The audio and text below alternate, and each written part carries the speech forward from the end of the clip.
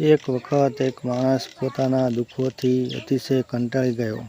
રાત દિવસ મગજમારી, પત્ની સાથે અણબનાવ, છોકરાઓની નિશાળ, ટ્યુશન, પરીક્ષાઓ, એમને ક્યાં ગોઠવા એની માથાકૂટ, ધંધામાં ચડતી પડતી, વૃદ્ધ માતા-પિતાની માંદગી અને એવા તો બીજા અનેક પ્રશ્નો અને જવાબદારીઓનો પોટલો ખભા પર ઉપાડીને ચાલતા એ બિલકુલ ત્રાસી ગયો હતો.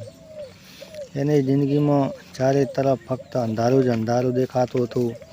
ટૂંકમાં આટલો બધો બોજો ઉપાડીને ગળે આવી ગયો હતો એટલે એણે જિંદગી ટૂંકાવી દેવાનું નક્કી કરી નાખ્યું. આપઘાત કરવાનો ઈરાદાથી એક વખત ઘરે કોઈ નહોતું ત્યારે મોકો જોઈ એણે કેનની ગોળીઓ ગળી લીધી. હવે મરવા માટે જેટલી ગોળીઓની જરૂર પડે એનાથી ડોઝ થોડો ઓછો રહી ગયો છે એટલે માત્ર ઊંડી ઊંઘમાં સરકી ગયો. અચાનક એને લાગ્યું કે એની આજુબાજુ જાણે દિવ્ય પ્રકાશ ફેલાઈ રહ્યો છે. જે તરફથી અદ્ભુત પ્રકાશ આવતો હતો એ બાજુ એણે નજર કરીને જોયું તો પરમ કૃપાળુ પરમાત્મા અતિ તેજસ્વી ચહેરા સાથે મંદ